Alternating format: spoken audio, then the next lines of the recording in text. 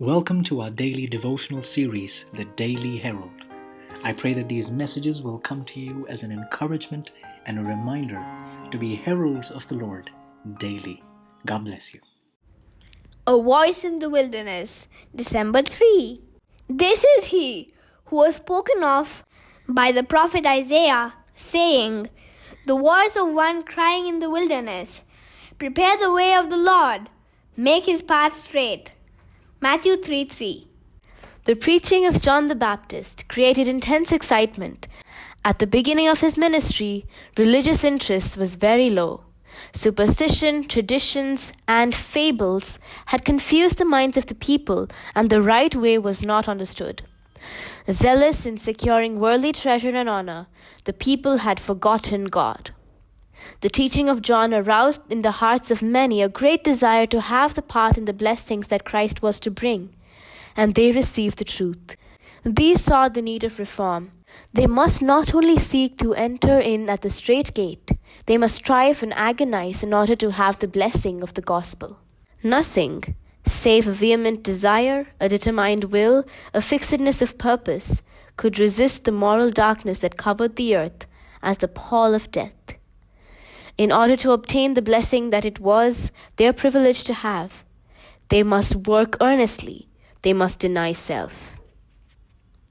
The work of John the Baptist presents the work for these times. His work and the work of those who go forth in the spirit and power of Elijah to arouse the people from their apathy are the same in many respects. Christ is to come the second time to judge the world in righteousness. The messengers of God who bear the last message of warning to be given to the world are to prepare the way for Christ's second advent, as John prepared the way for the first advent. If the kingdom of heaven suffered violence in the days of John, it suffers violence now. Today, the blessing of the gospel must be secured in the same way. If form and ceremony were of no avail then, a form of godliness without the power can be of no avail now. Two powers are at work.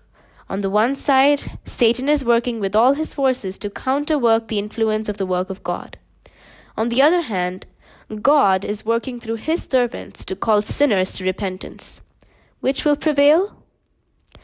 Satan, knowing that his time is short, has come down with great power and is working with all deceivableness of unrighteousness in them that perish.